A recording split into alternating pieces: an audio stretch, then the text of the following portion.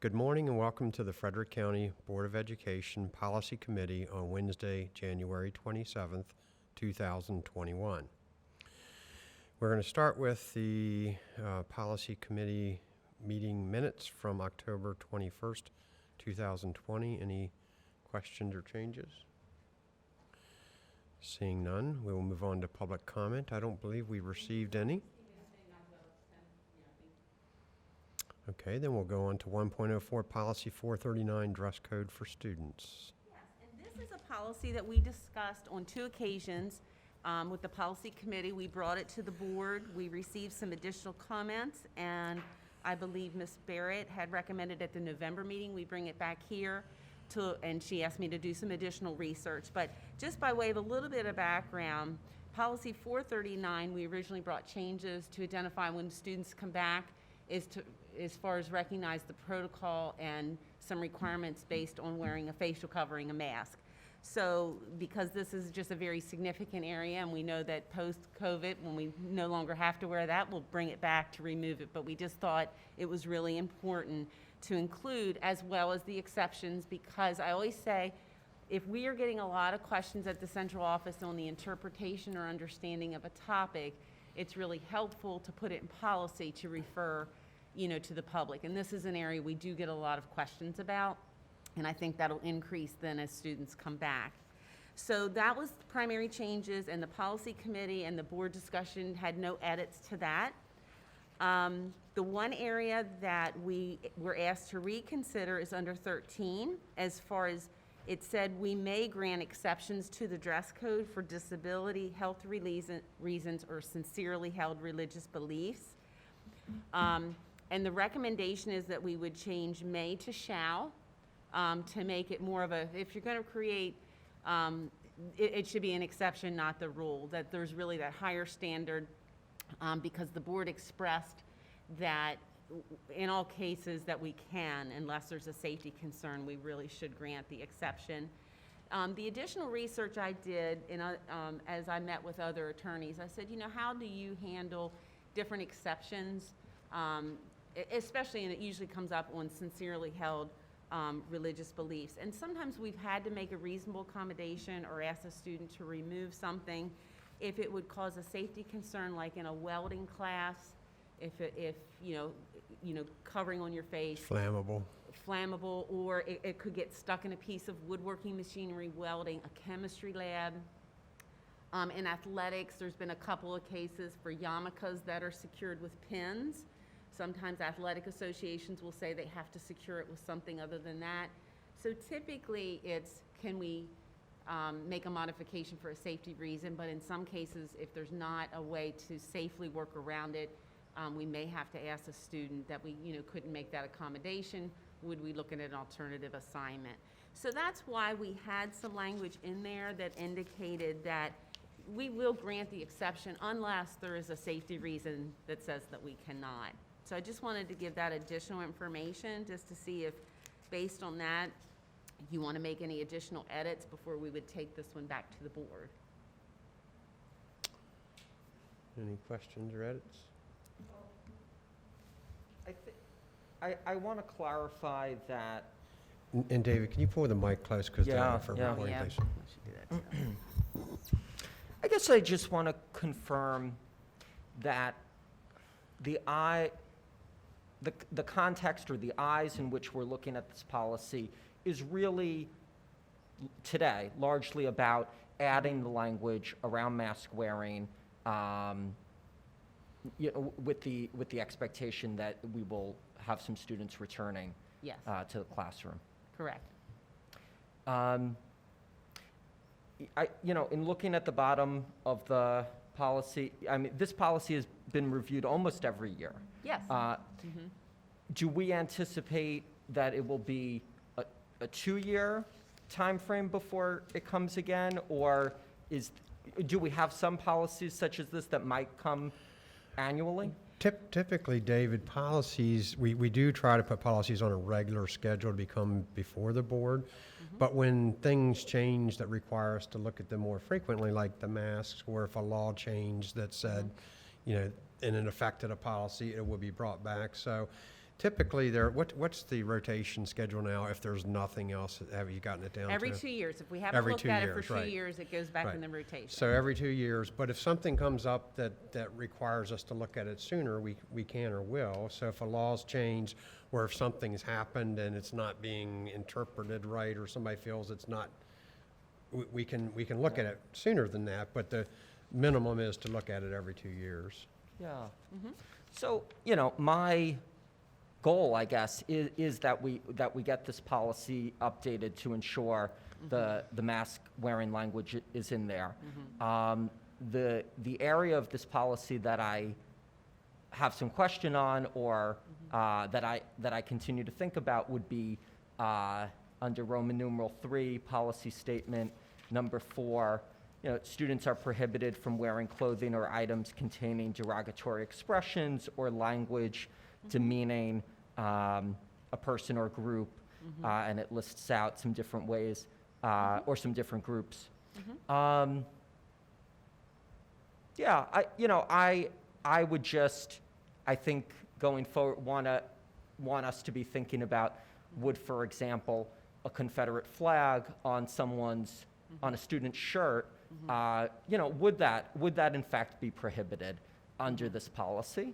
It would be, and we talked about that. And so, yeah, this is one that we have spent a lot of time. Of course, I anticipated coming back maybe at the end of this year, beginning of next year, because hopefully the mask rule will change. So there was a lot of discussion, and there's a lot of strong case law that a Confederate flag, that you don't have to prove that it might be disruptive. It is considered derogatory. It is considered that it would incite disruption or infringe upon the rights of others. So we did have some great conversation, and case law is very supportive, that if you're restricting that, that there's a lot of information to support a school system in restricting that. And so typically we do advise, unless somebody brought it in as a historical artifact, and we're going to be talking about that with my wonderful friend Colleen Bernard, unless it's a historical artifact or something in a different educational context, we do ban the Confederate flag under the policy. Now, we don't do a listing of that, David, for Right. obvious reasons, because people will say, well, if it's not on the list, and that's why Supreme Court has said, does it materially or substantially disrupt the school environment? Is it contrary to the mission of the school system, or is it considered lewd or profane? Those are the three bright line tests of the Supreme Court that says, if you're going to restrict First Amendment, can you make the argument under those three things? And in the Confederate flag area, there is a lot of case law, so that's usually a very easy, response relative to that that's helped us. But that's why you'll see that those broad First Amendment categories is how we would lens if we're going to restrict an article of clothing. Yeah. That explanation is helpful. Thank you. Good, thank you, David. And I would say that even after this pandemic is over, it may be something that we need to leave in the policy, because there may be people that will continue to want to wear masks at certain times when flu season's point. high and Yeah. different things. So I'm not necessarily thinking Yeah, that it's going to need to be deleted from the policy at some point. yeah. So. Yeah, I guess I would just think we'd probably revisit when the Re- executive Relook order at the wording and all expires. that, but yeah, I'm saying is now But that yeah, people there have could grown be the- comfortable with it, they may feel more comfortable in high flu season. Well, it'll be interesting, because that'll be, now balancing rights of privacy and security, because, one could argue if you're allowed to keep wearing a mask at school, does that create a security Yeah. issue? So that'll be a whole nother interesting legal conversation. So, all Great. right. Liz, do you feel like we've captured kind of the question and concern that you raised? Yeah, I think it's great. Okay. All right, so we'll move on then to. So, Brad, just for clarification, could I then, because we would like to get this approved, could we put this on the next consent agenda for February 10th so we could I kind of think- finalize it? I think that's Are fine. you comfortable with Yes, that? yeah. Okay. The footnote on page 3 about the exceptions.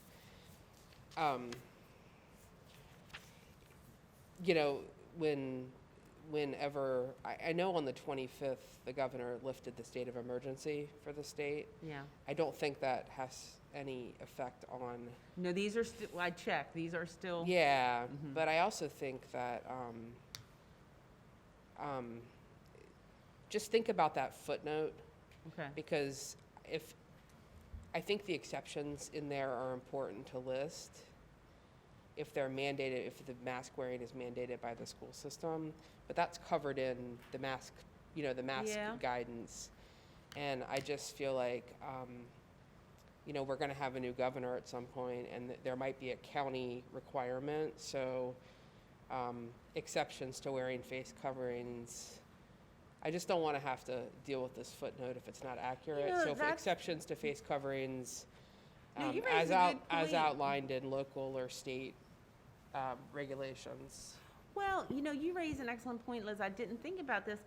We could link it to our own mask protocols, which lists the exceptions, and then it lists the disciplinary protocols if you don't do it.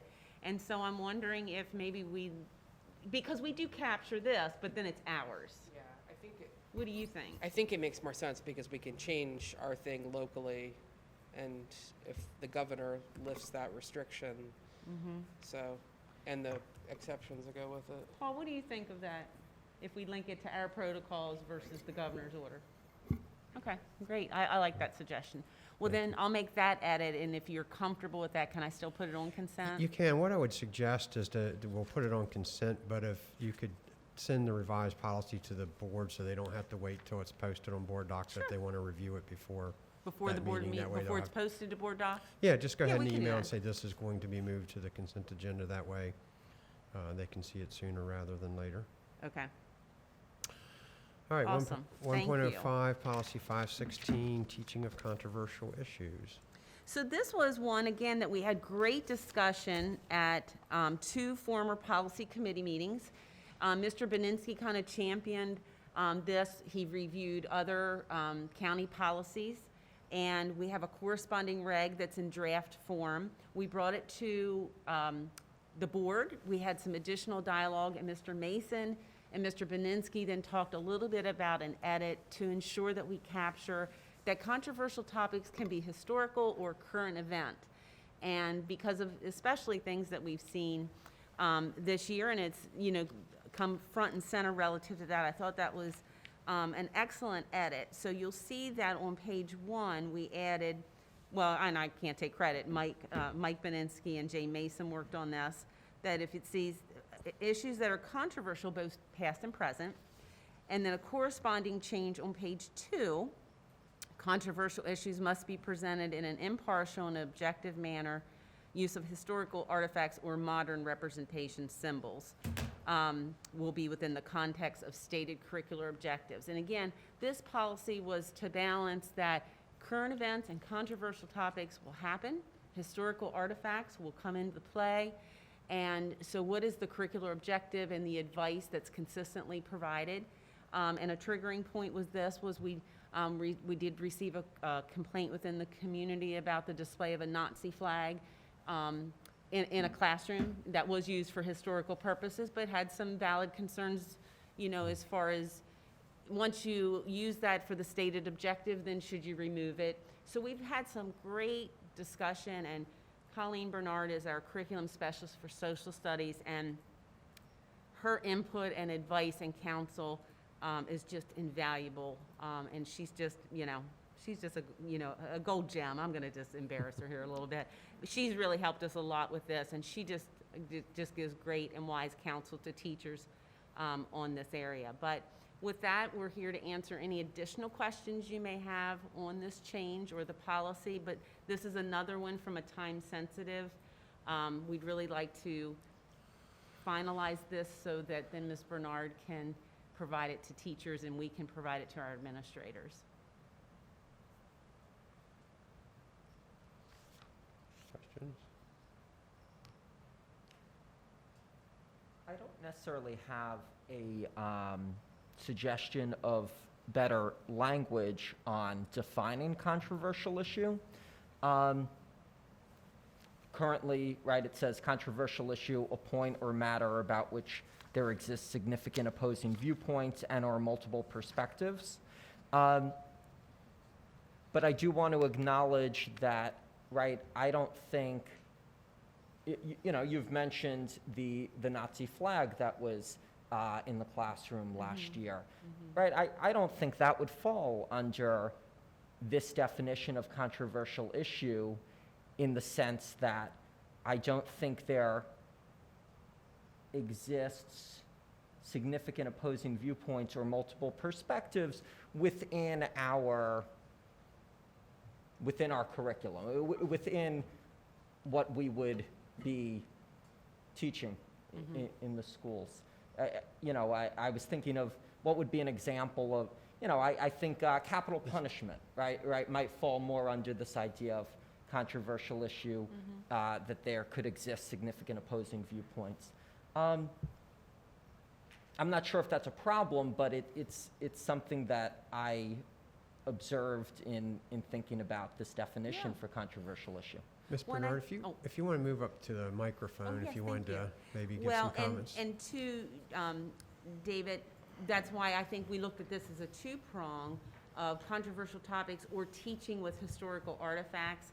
But I'm going to let Ms. Bernard respond specifically because I'm way out of my element. Actually, and I would concur with what Jamie just said, because when you get to a little further in the policy, I understand what you're saying, Mr. Bass, where we address specifically the use of those symbols that evoke a controversial, an emotional response, right? And that there's a difference between room decor that a teacher uses in their classroom and a historical artifact that can evoke that response. And so I think it's covered in that B section of, sorry, let me put my glasses back on. 4B under standards. And it can also be spelled out in the, as part of the reg in what we, the information that we give in carrying out the policy and the regulation, and what becomes our standard operating procedure. Because going back to what you were just talking about with the dress code policy, listing everything out presents its own problems. So keeping the definition broad enough that, because with First Amendment rights in this country, people can display the Nazi flag. That is a controversial symbol. So I think it would be encompassed under that definition. And I'm wondering if it would be wise if we looked at calling the policy teaching of controversial issues and use of historical artifacts, because we're kind of working kind of back and forth. I think so. And I think that question we had is kind of what's your outline of using historical artifacts, which can cross over and also be a controversial topic. So I always just look at if somebody's searching on our policies and regs, does the title capture it? Now, I try not to have too long of a title, but David, I think your point's well made, and I'm wondering, and Colleen, how would you feel about if we would broaden the topic? Would that confuse the issue or help clarify? So are you saying, I think if we keep in place the definition for controversial issue that's already there and then add to that, is that what we're? No, I was just thinking just if somebody searched on the policy, teaching of controversial issues and Okay. use of historical artifacts. Mm-hmm. That wouldn't conflict with anything that kind of goes and flows with what we've, I don't believe so. and, I mean, so I just toss it out there for consideration. Do you feel like maybe that would capture that, look, these are two separate topics, or sometimes they go like this? Yeah. What do you think? Well, I mean, I think that, again, as somebody that sometimes tries to go to search for things, the easier you can make it for somebody to find that issue. So if I would do it, I'd say teaching of controversial issues or use of controversial artifacts or historical, something of that nature, so that it does flag there. Capture both. To me, and again, policies are what we set to put in place, but they're pieces of paper. Unless people know them and follow them, they're worthless as the paper they're printed on. I guess what I want to hear from Ms. Bernard is, after these have changed, how are we going to go back so that our teachers understand? Are we going to do it through workshop, through memo, through how do we go back and get across that Great question. this is what we're going to do, so that I would love to say that this will never happen again, but it will, because mistakes happen. But how do we do this to minimize the possibility of that happening? I think we already have, that's a great question, Mr. Young. I think we already have some structures in place.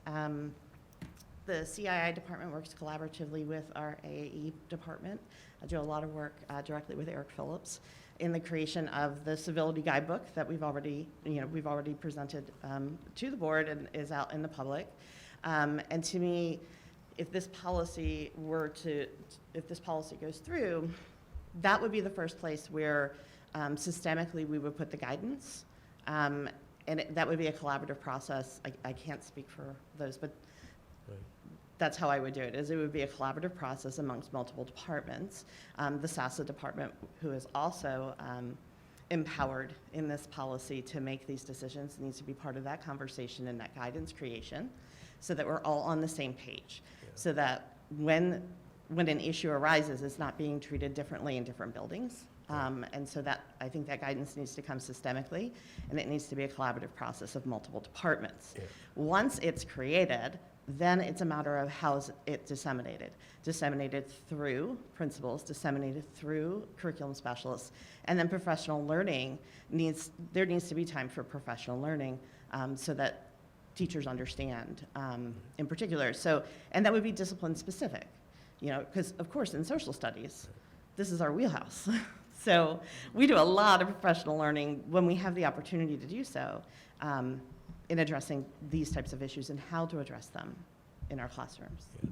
And that's always my issue. And I know a number of the board members is uniformity of interpretation and how that policy is interpreted from building to building. And so again, that there are certain things that there shouldn't be room for interpretation. This is the policy of the school system, and it's how it's done.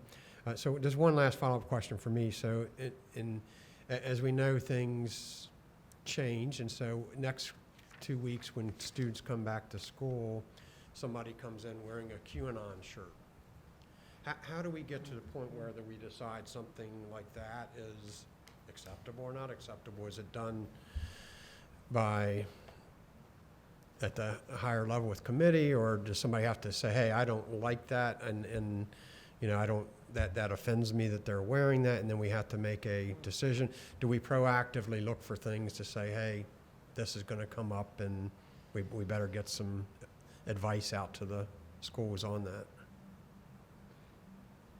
So that's more of a dress code. Did somebody wear something into the building that's disruptive, offensive, or contrary to the mission of the school system? And that is something, principals do a lot of proactive training as far as here's the rules, here's what Right. you can wear, can't wear. Now, this will be important relative to reviewing the dress code Yeah. change, up front. But But it also could be a QAnon flag hanging on the wall to teach about what's... Right. And so Jamie Alavito had us do training with all principals on emerging First Amendment issues due to COVID, right? Right. And the virtual classroom, things are in the background, things, that students are displaying. So we immediately did training with principals relative to that issue, and then issued written guidance. When this happens, here's how to advise teachers, because that was very time immediate. But I referred back to, and here's board policy that says this. Here's the student discipline that says this. So I love to be able to say, here's advice from what we're seeing in case law. Here's how you're reinforcing the policy. And of course, a couple weeks ago with the protest in DC, Ms. Bernard and AAE collaborated very quickly because they knew and we could anticipate this was going to be a topic coming up in some classrooms. And so, and Colleen came up with 3 C's, the calm, credible, what's your third one? We bring calm, clarity, and context. Calm, clarity, and context. And so I think we immediately got great advice about how do you handle a controversial subject that could come up. But had we had this policy, and what we'll do going forward is, this advice now comports and really supports this policy and this reg. And so when topics like this are very time-sensitive and important, it's not like a new problem. Principals have pretty much seen everything, but now when we can say, here's a policy and reg that really bolsters that advice, it really helps us, because now we're giving consistent and systemic advice, and we can also say to the parent who's challenging that, or the student, it's identified, we are executing a board expectation and intent. Yeah. Other questions or comments? Liz? So truly though, I mean, would a principal know what to do if a student wore a QAnon shirt to school or had a QAnon flag in the background and another student said, whoa, or a teacher said, whoa. I mean, I'm just curious how this plays out in the real world, because I think Mr. Young's question was good, and Yeah, my puzzler went on immediately, yeah. right? Well, it's no different, and yes, so to answer your question, we did give written advice as far as, and we walked them through the Supreme Court standard of, does a student have a First Amendment right to display, let's say it's a flag, it's a virtual classroom, because we had this with Blue Lives Matter and Black Lives Matter, and where it could be offensive to one student, not another. One could say, my father's a police officer. So again, is it a teachable moment? Is there maturity level, and the teacher has the skill to talk it through? Some we never hear about, because a teacher knows very comfortably how to handle and address that, versus somebody coming in, and I always say, if you say, take that down because I don't like it, that's viewpoint discrimination. That's an unconstitutional reason to say, I don't like it, take it down. Instead, I say to a principal, did it disrupt education? Is it conflicting with the board policy? Is it vulgar? Is it profane?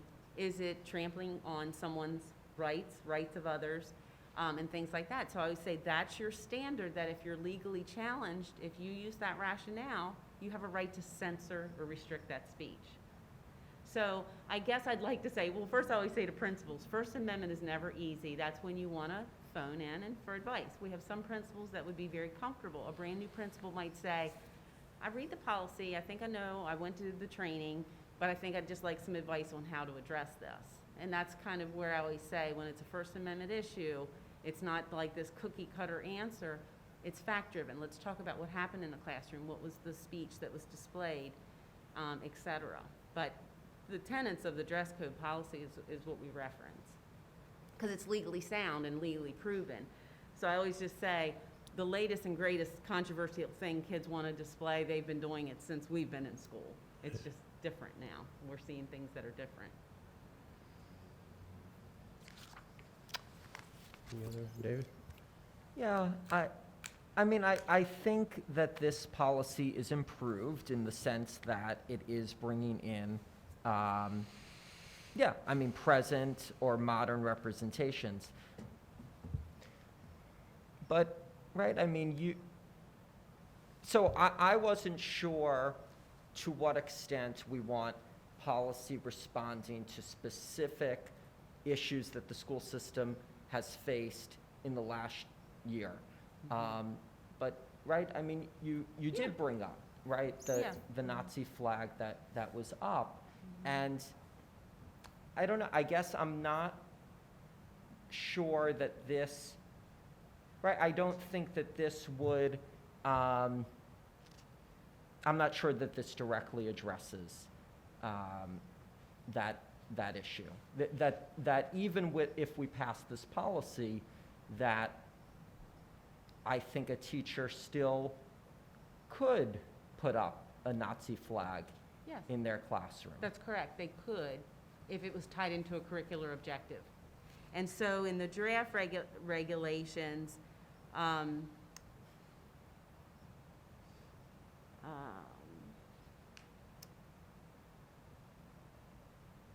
it says when you are going to talk about an issue, is it within the range, knowledge, maturity, and competence of the student?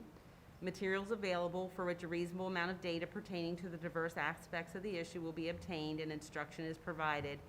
And then there's significant and curriculum related, and utilizing time proportion in relationship to the curriculum and should not adversely impact instruction. So, you know, the Nazi flag is a historical artifact. And so when you're teaching that objective and you're displaying it, it's like the Confederate flag has a historical perspective. And so we can talk about why was it historical, why is it controversial? That's very rich discussion, but should you leave it up all the time is kind of where we landed as far as let's give this some criteria and protocols. I always want to recognize that, right, there's been some work done before I joined this board, and I always want to recognize that. I think on this issue, I would say I can see scenarios where in a textbook that there is a picture of a Confederate flag in a 300, 400 page textbook and discussing the Civil War, or a Nazi flag in a textbook. I need to say, it doesn't create an inclusive class environment to ever have that displayed in the classroom. I don't know if it can be or should be addressed in this policy, but I'm uncomfortable with the fact that that would still be okay within FCPS regulation. Ms. Bernard? May I? Yes. What I would say is perhaps it's in the definition, in the term display versus used as part of the lesson for the day. So I think, on display kind of connotes that it's going to be maintained in that area for a given period of time. And I think this is where we can parse it out in the guidance that we give systemically about this, where it would be used during the course of the lesson, and I want to say that language is actually in there, used in the course of a lesson. So it's displayed as part of that lesson, and then it's taken down, all right? Because when we don't expose students to content, to these controversial issues, then what are we teaching when we don't expose them? So it's trying to strike that balance of making sure that if it's used in the classroom, it's used in the context of a lesson that has a curricular objective, and the display would be showing it if a teacher chose to show it during the course of a lesson, an actual physical flag. Not all of our teachers do. And then it is put away because that lesson is complete. Does that answer your concern? Can I add something to it that might help? I would like, if we could find a word other than display. If you look at the definition of display, is make a prominent exhibition of something in a place where it can be easily seen. So maybe even a word like used or something other. To me, display, you display something that you're kind of proud of or that you want to show off. Again, I differ a little bit in that I do think there are proper contexts where it can be used in a lesson to be shown. I don't like the fact that it's left up on the wall indefinitely. Sitting down on a Friday evening with my wife getting ready to watch the movie and my phone blowing up with pictures of this flag that are there and not knowing why it was there. I really, again, want to emphasize, and from the beginning I have said that in the proper use of it, the teacher also has to understand the unintended consequences of people that will see it that don't understand the context. And so if it's left up on a classroom wall and that class is mature enough and all the other things we've said, but that door is open and somebody comes in to drop off a note to that teacher for something else and they look up there and they don't understand why it's there, I think that's where the intent that I wanted to get towards, that it's fine to use these artifacts in lesson plans and they have their place, but displaying to me is giving prominence and permanency to and the opportunity for people to not understand why it's there. And so that's the heart of the gut of what I wanted to get in this policy. On page 2, we do use use of Yeah. historical. I don't see display. Am I missing? Well, it's just the word we've been using I is got you. I'm display. sorry. I'm just Pretty saying much, I thought we changed that Yeah, word. yeah, yeah. Okay, Yeah, no, that Liz? helps. Thank you, Brad, for that Yeah. explanation. Yeah. So I think the reason these symbols and signs are controversial, or that we're having this conversation, is because, seeing them or being around them evokes fear or hurt in, many people's experience. And, we have high school history teachers who are teaching, high-level content. I have a 9th grader taking AP US History now, and, he's having better discussions with me, smarter discussions because of that, on a lot of different things. But, you know, I think the idea of artifacts is really interesting. I think about them in science. I think about my high school chemistry teacher who, God love her, when we were taking AP chemistry, said, they got rid of this stuff years ago, but I still have it. And she handed around mercury, which we all held in our hand, which is probably most of what's wrong with me. So, but we all passed it around. And while that was a neat experience, it was dangerous. And not all of us were able to touch that artifact, and we shouldn't have touched that artifact. And, you know, when we're talking about the Revolutionary War, you know, there's not a musket brought to the school. There's not, you know, bayonets. There are not, and maybe there are. Miss Bernard's looking at me Actually, like, yeah, We we have a have- policy yeah. for that, Yeah. our There's a antique weapons Maryland I know, policy. I know we have so, For antique weapon. yeah, I mean, so there's, you know, I think the idea that we'd bring out, you know, a teacher would have a KKK robe that they would show the class. Right. I mean, we're in some territory here that, you know, the question that I continue to have, and I don't know that we can solve it here today or ever, is really that a lot of times in FCPS we talk about controversial issues. And we talk about controversial issues that make like this level of, so if a certain group of people find something uncomfortable, it's controversial. But, you know, we don't often take into consideration the other groups of people who, you know, are hurt by something. And this is, you know, I think talking about this policy as a full board, I think is a good conversation. I cannot, if there's a picture in a textbook, if there's a picture, 5 million pictures on accessible items on a student's Chromebook that are part of the materials, I can't see a need to bring an artifact like that into the classroom. And, you know, the First Amendment is absolutely essential, but I do think that we have to be mindful of students' experiences.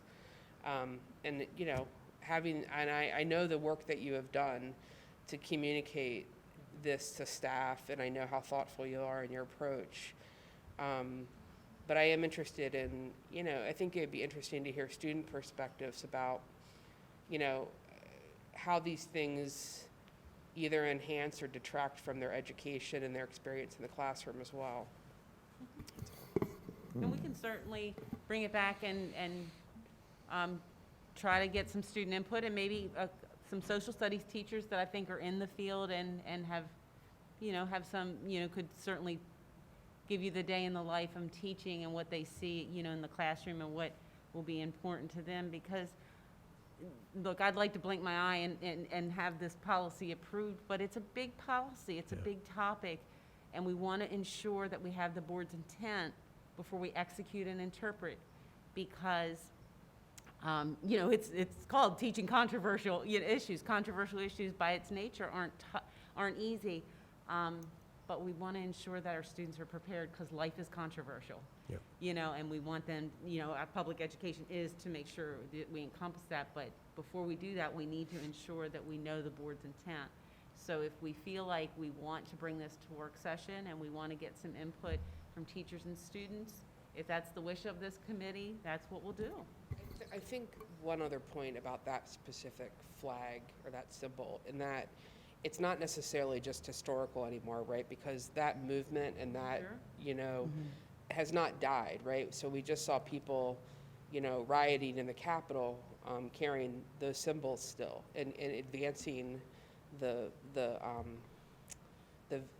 values that stand behind them. So I think in that context too, it becomes more difficult because it's a current symbol of hate. Yeah.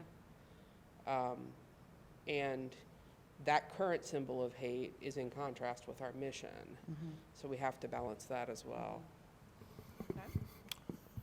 So you want to move Thank it you. forward to a work session discussion? Is that what I'm hearing?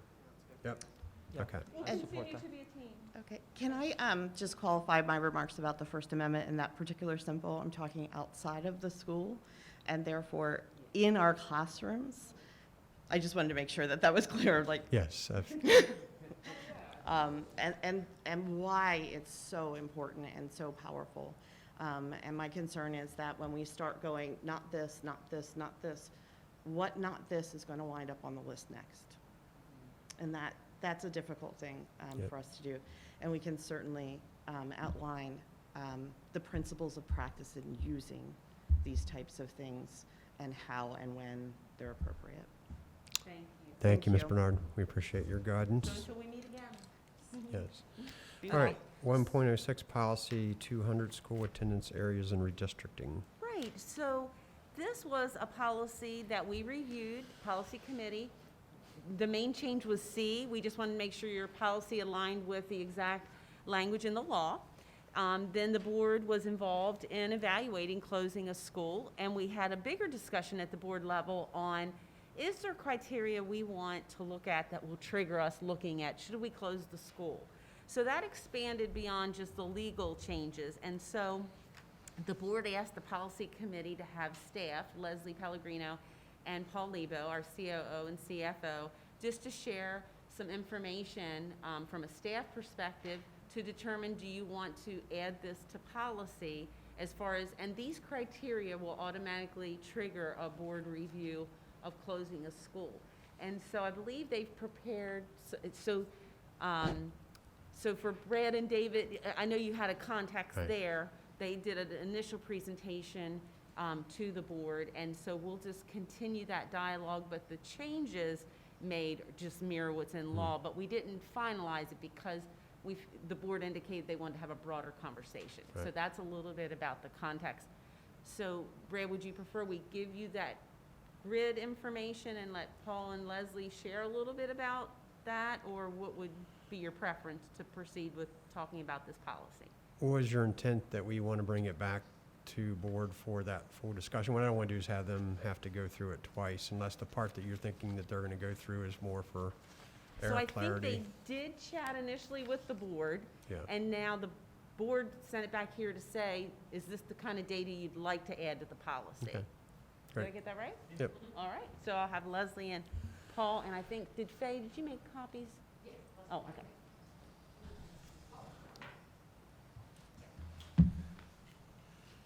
And I know we know who you are, but if you could give your Thank you. introductions for the tape.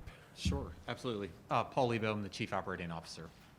And I'm Leslie Pellegrino, the Chief Financial Officer. Thank you.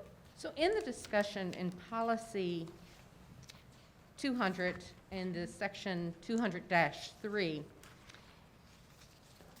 is basically the section that talks about when does a board ask the superintendent to look at the potential closing of a school. And so the board has had discussions, and the policy committee has had discussions about what should be the data that you look at, that the staff presents to the board to say, hey, here's some data, the key data to look at, and do you think this should trigger or bring to consideration whether the superintendent should take it a step further and actually put together a report on the closing of the school. So we were tasked with trying to look at some data points that might be part of that consideration. And so that's what this graph, this worksheet is with the green and red on it. And basically, we did it for our traditional schools, but of course, our charter schools are a whole different ballgame when it comes to closing them and looking at their performance, et cetera. So I did not include charter schools. And I did not include our specialty type schools, CTC, Success, and Heather Ridge. So looking at our traditional schools, we looked at 5 different factors. So the first one being enrollment, which was a very simple one. And we put down there at the bottom, if you look at the very bottom of the spreadsheet where it says consideration points, these were the break points that we decided, okay, mark them red if they fall under this enrollment. So I did a different number for elementary, middle, and high. And we looked at, I believe it was Howard County has in their policy 250 in their policy. And they specifically put a number in their policy. which was the loan identifier too for consideration as well. It was not a multi-measured approach like our board had asked us to consider. You said it's the loan consideration? Yes. Correct. It's Oh, one the data point. only. The Not- only, not I'm a sorry. loan from the bank, the only consideration. Correct, I'm sorry. L-O-N-E. Correct. And so that's why we put in the first column the very simple enrollment factor. The second one was an actual square footage per student. So this is building usage, looking at the size of a building, because if a building is very large, it of course can handle a larger enrollment of students, and if it's a very small school, then of course there's a difference. And so we looked at that, and we used a trigger point there, or a consideration point. I don't like the phrase trigger point. Consideration point of 300 there, and you see the schools that were highlighted. And then there's a facility cost per student. I'm going to let Paul elaborate a little bit on that calculation from a maintenance and operations perspective. And so for that information, we used purely our maintenance and operations expenditures for each of our schools, and we pulled that out of our computerized maintenance management software database, and we just used a straight cost per student ratio to determine what that number was. And again, as Leslie's indicated, we put consideration points, and I think one of the reasons, at least from a staff perspective, that we found that to be particularly beneficial is it allows us to adjust over time as those data points evolve, and certainly even within the parameters that the board would request that we adjust them. And so it's a strictly objective data associated with the costs associated with maintenance and operations and the number of students assigned to each of those schools. The fourth data point, students per staff. This was a calculation done by our SASE department, Jamie Alavito and team. And what she did is she took traditional staff or formula staff. She did not take if there were specialized programs, and also she took that factor out so that you were looking at more apples to apples per school. And what was that student per staff ratio? And again, we did a consideration point of 10 there, but it was really interesting data once we broke that down and looked at that information.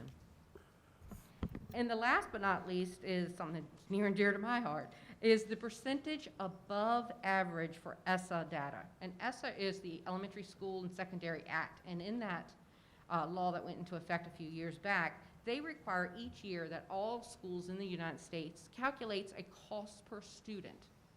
So it's, and when I say SL there, I think I put in there, I don't say it there, but it's state and local funds per student and then federal funds per student. So I'm just looking at state and local because, again, I want to try to compare apples to apples, because if you look at the total, a school that's a Title I school with a lot of federal funds, whatnot, would skew. So I'm looking at just what are we spending on state and local funds per student, and then what's that average per elementary school, per middle school, and per high school. And then for each school, what is their variance, plus or minus, to that average cost? And again, very interesting data that comes out to that, to what schools are basically costing us more to operate. And the major factor in that ESSER data is, of course, salary, because the number one cost we have, of course, is salary and fringes. So that really dictates that cost and shows you that per student information. So that was just some thoughts we had. I mean, we're open to suggestions from the board. We went through probably another 5 or 10 different data points, but some of them, unfortunately, were too like these, and you didn't want the same type of data points. So our thought is this would be something that would be given to the board or the board leadership each year, probably by like November 1, because we were thinking we would use September 30th data, so we'd try to get this to you by November 1. And then that way the board can decide, okay, is there a school on this list that we would like the superintendent and senior staff to look at and present a report back to us?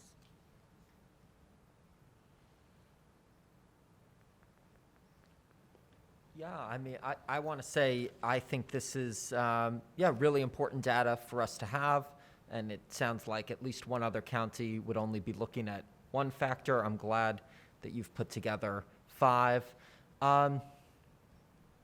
I mean, a thought that I have would be, do we want to also project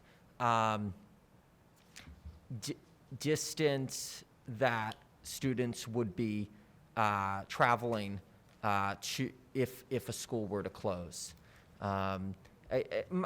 Potentially harder to determine, right? It projects into the future, but that's one thought that I have, that potentially a sixth data point. And And that- just, I'm sorry. Okay, was that would me. be part of the report, and once the board asks the superintendent and leadership to look at it, that is one of the things that gets considered in that report. So under that 200.3A section, the report that comes to the board when we're considering the closing of a school would include things like transportation. Also, it would look at schools that are near it to see what their capacity is to accept those students in, and what would the bus ride be, et cetera. So that actually comes in after this consideration of data points. Yeah, that was, you answered the question I was going to say. So Leslie, again, under the facility cost per student column, that's adjusted or includes when schools have special programs that are there. For instance, Lewistown with they have the pyramid program there and so forth. That does. Those students are in there and reducing the cost per student. Correct. Okay. And if there were some concerns with that, we could look to normalize that in a different way. And I failed to mention, we also included that as a 5-year rolling average, because we didn't want to have a year where maybe we replaced a boiler, right? So obviously the expenditures at that school would be significantly higher in any one given period. So we used a 5-year average for all those schools, which we again thought was a better reflection of the actual costs. And my only other comment would be, and I know it's a different breed because they have their own charter, but the charter schools, I just always hate to see when we do something and we don't include their numbers in there, because then it just further makes that divide that they are our school. And so I don't know if the numbers would look really wacky because they're here, but I just, again, whenever we do things, they are our schools, and so I'd like to see where we can that they're included in data so that we clearly distinguish they're one of our public schools. The only piece I can speak on specifically as it relates to these factors is the facility costs. We would not have that information. Right, and so because maybe part you of could it- just leave that one blank. Leave that but one blank. Put in A. Yeah, And again, charter schools, and not that we can't work around it, they're a little, because they're K through 8 right. environments, so they don't necessarily always fall under an elementary or a middle, and sometimes Yeah. I've got to do proportionates to do it, but we can. And like I we say, can work and it out. I understand that, and it doesn't fit, it's just, I don't want to continue to perpetuate the perception that they're not our schools, and I think anywhere we can, even if we have to highlight those things or footnote them or whatever we have to do, I think it's good to try and include them in there. And we can do an asterisk like we do with our Yeah. projections, because we include them as well in our projections, but we do asterisks to include the additional data at the bottom. We could do that.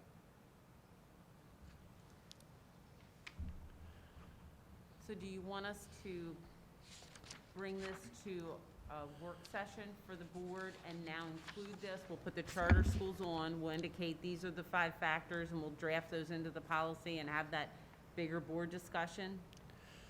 So what I'm hearing is that this will be something that you would present on an annual basis, which could be a triggering point for discussion. If that's what the full board would like us to put into policy? Okay. Yeah. Okay. You want to do that? Yep. Okay. That's what we'll do then for the next work session. Awesome. So you'll modify this, put in the charter schools, and Yep. then we'll just attach it as backup. Awesome. Okay. Thank you. Thank you. All right, 1.07, Policy 112, promoting a drug-free, alcohol-free, and tobacco-free environment. Unless it's medical cannabis. Now, so this, I think, was a very important change, and this was based on Senate Bill 604, referred to as Connor and Reyna's Law, and this creates an exception in law which would allow a caregiver to administer medical cannabis to a qualifying student, and there's a lot of paperwork they have to submit, so that they could be administered this on school property or a school-related event. And there was a lot of advocacy, and this, I think we saw this happen legislatively over 2 years, because there was a lot as far as could you allow this, because it's still considered a controlled dangerous substance under federal grants. And so they needed legislation to carve out an exception based on health and safety of students. Right. Caregiver is a parent, guardian, or somebody appointed by the parent. It is not school personnel. School personnel would not administer this. So, David, this would be kind of what Mr. Young was saying. When do we kind of change policy? We watch everything that happens legislatively and says, okay, is it time we have to now pull the policy because there's something we need to add to ensure rights are afforded. So this was, would be an example of what that would fall under. And I'm working with Dana Falls' division to do a corresponding regulation, because where the detail of this is under medication administration. We don't have a current case that I'm aware of, but now as far as the form they have to fill out, how this would be administered, we would identify those details in that regulation. So that was the nature of why we're recommending this change to the board policy. Questions on it?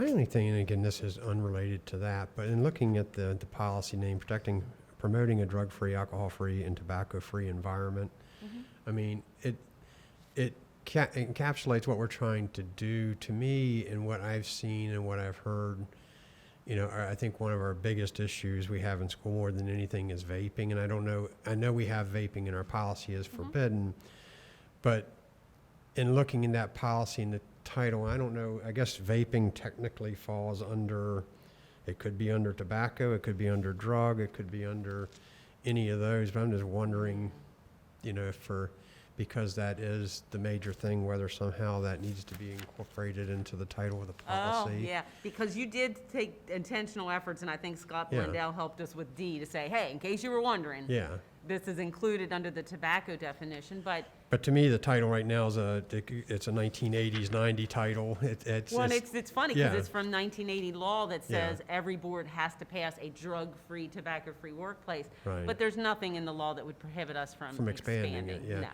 And so again, back to, and I'm assuming that if somebody wanted to find where vaping falls, if they put vaping in the search, it would take them to this policy under the search engine, I would guess. Well, But- yeah, I would hope. It would, well, yes. Yeah. And we do have a pretty good word search on our policies and regs. So again, I just like to maybe, and again, I don't know if we'll be just adding, promoting. You want to add vaping? It's a little tricky. I mean, tobacco is included here, but the stuff, Just saying, some In a vaping vape could is have not- tobacco, it could not. Some Yeah, vaping we could have could- drugs, it could not, it could, yeah. so, I assuming it's covered under those, and I know we put it in the policy. I'm just thinking to Well, give it a unfortunately, the promise law put it in because- the policy, because yeah. I think this was a big issue that was coming up, where students were like, hey, there's. I'd almost want to see promoting a drug-free, alcohol-free, tobacco-free, and vaping-free Vaping-free. environment. I, Yes. I think our school administrators would be And delighted, and Scott paraphernalia. Blundell would be delighted. I mean, Because it's a, That's It's a a common question. huge problem in the schools. I mean, it's there in the schools, the buses, the and sometimes we have bathrooms, adults the- walk on property thinking too, and Yeah. so, and they're yeah, like, it well, this says isn't smoking. This includes FDA-approved nicotine that do not emit vapor or smoke. yeah, so if The you. prohibition against tobacco includes e-cigarettes, Mhm. meaning any oral device that provides a vapor of Vapor. liquid nicotine, lobelia, Mhm. whatever that is. Vaporizers, e-cigs, e-cigars, e-pipes. Yeah. I think it's in there. I mean. No, I know it's He in liked there it as up far in as the the thing. I title. just Oh, want in to the get in the title, yeah. He title, wants it in the title of the He wanted to say policy. promoting a drug-free, Free, vape-free, alcohol-free, alcohol-free. tobacco-free, vaping-free environment. And you could put it vaping, or tobacco and vaping-free environment. Although is vaping a word, or is it a vapor cigarette? I mean, although vaping is the word we use, but, And I think You're that. getting way beyond my knowledge of, I just know that's the word that's always used, but Yeah. We would want the policy to be easily searchable. Sure. right? Yeah. And Well, so if that's then, the case, then I'd say a tobacco/vaping-free environment. I think Yep. so. Okay. I'm all for Let's use all functional the use. words. Like it. Okay, with that edit, would you like me to bring this to work session for discussion? This has not been to work session. This Yeah. is the first reading at policy. that'd be fine. Okay. And that way we can talk a little bit and also see if there's any other edits or questions that people may have. Okay. Anything else? Anybody would like to cover before adjournment? Hearing none, then we are Thank you. adjourned. Thank you all very much.